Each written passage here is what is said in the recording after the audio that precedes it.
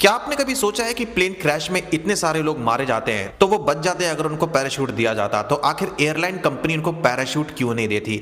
Airline company को भी पता होता है कि अगर प्लेन का जितना वजन ज्यादा होगा प्लेन का माइलेज उतना ही घट जाएगा और प्लेन में हर एक केजी बहुत मैटर करता है ताकि कम से कम फ्यूल में प्लेन ज्यादा दूरी तक ट्रेवल करे।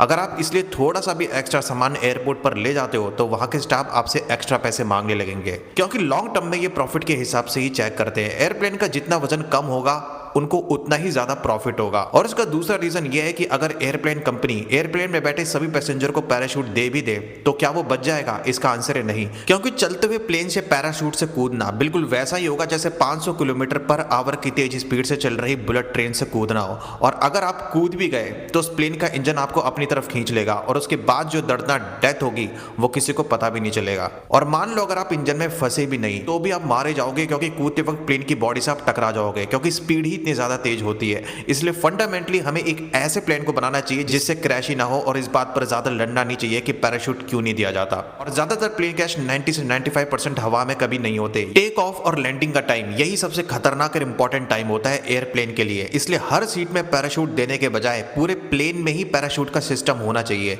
जैसे साइरस SR-22 ये दुनिया में एकमात्र ऐसा प्लेन है जिसमें फुल पैराशूट का सिस्टम है, यानी कि इमरजेंसी के टाइम ये पूरा का पूरा प्लेन ही पैराशूट में टंग जाता है। और इस तरीके से कई लोगों की जान भी बची है। लेकिन प्रॉब्लम यह है कि इस इनोवेशन में इतना ज्यादा खर्च होता है कि आज तक किसी भी एयरलाइन कंपनी ने ये ट्राई करने का सोचा ही नहीं। और क्योंकि ज्यादातर एक्सपर्ट का यही मानना है कि इसके बदले में अगर वो सिक्योरिटी सिस्टम को मजबूत करें तो वो ज्यादा बेटर रहेगा।